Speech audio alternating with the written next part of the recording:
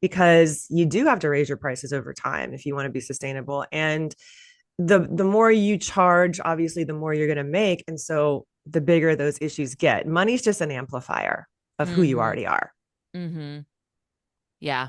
No, I get that. And would you say with pricing, is that something, because I'm thinking like for photographers that are like 1 to 3 years in, I mean, even in 20 years, I guess, that you should be looking at that every year Yeah. looking at your Yeah. pricing. Especially in the beginning.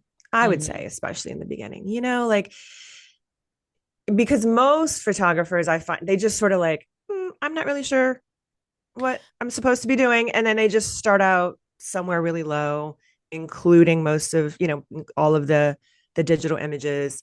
That's how most people start out. They Mm-hmm. might look at competitors, they might, try and get a feel for what's going on. I never looked at anybody's pricing when I started my pricing. Really? You I still didn't? don't know. And Wow. I don't think anybody should. Right.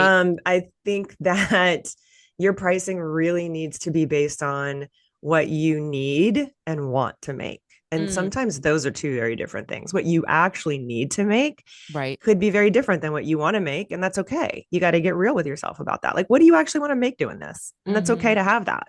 Mm-hmm. That's, yeah. How, with you being, you're a luxury full service photographer, what would you say is like the mind shift on something like that for your, especially, I feel like for the experience, for the pricing, all of the, I feel like is a mind shift of not just here's my price and you're gonna get all of, Mm-hmm. you're literally getting the whole thing. I'm just giving it all to Yeah. you Yeah. with the kitchen sink. Yeah.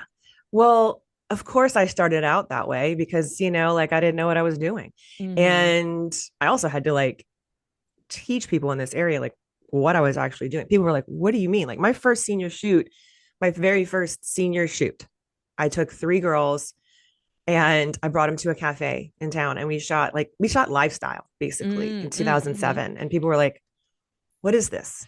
And I was like, well, you know what I mean? Like I shot individuals of them and we also did some Sure. group stuff, but I wanted to intentionally like kind of stand out. And so, yes, I started out doing that sort of pricing, all in, like we said. Mm-hmm.